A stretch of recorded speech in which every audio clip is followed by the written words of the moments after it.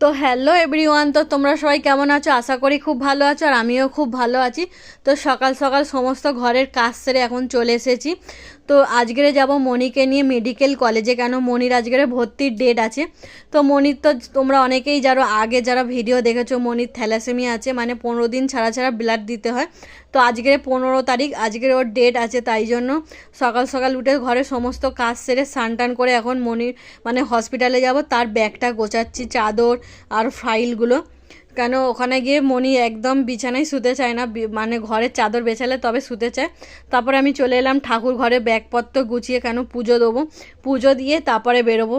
আগে ঠাকুর প্রণাম করে ঘরের পুজো টুজো দিয়ে বেরোবো, কেন সব কাজ যেন ভালোই ভালোই হয়ে যায়। তো অনেক সময় ব্লাডেরও প্রবলেম হয়। তারপরে আমার গাছে দেখো অনেক ফুল হয়েছে, ফুলগুলো তুলে নিলাম।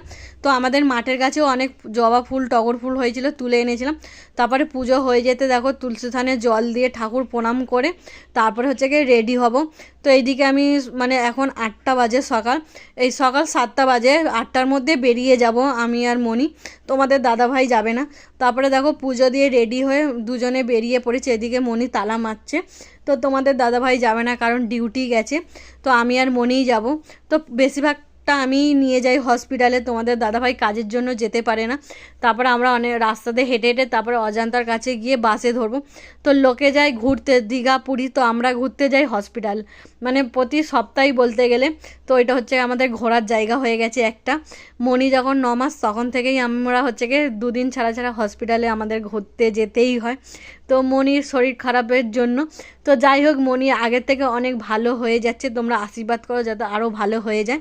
তারপরে দেখো বাসে উঠে পড়েছি। এই যে দেখতেই পাচ্ছ ধর্মতলার কাছাকাছি চলে এসেছি আমরা। আর বাইরে থেকে খুব সুন্দর ওয়েদারটা, খুবই ভালো লাগে সকালবেলা, মানে ঠান্ডা ঠান্ডা ওয়েদার। তারপরে দেখো আমরা হসপিটালে পৌঁছে গেছি, এখানে বসে আছি ব্লাড টেস্ট হবে বলে। তারপরে ব্লাড টেস্ট হয়ে যাওয়ার পরে শাশুড়ি মা করে দিয়েছিল আলু ভাজা রুটি। তো মনির খুবই খিদে পেয়েছে, কেন আমরা সকাল থেকে খাওয়া দাওয়া করে যাইনি। তো এইদিকে আমি আর মেয়ে দুজন মিলে খেতে বসে গেছি। তো ব্লাডটা অনেকটাই নিয়ে নিয়েছে মনির থেকে। তারপরে ব্লাড এলে তারপরে হচ্ছে গিয়ে মনিকে ব্লাড চালাবে। তারপরে দেখো ব্লাড অনেকক্ষণ পরে চলে এসেছে, মানে এখন 1টা বাজে প্রায়।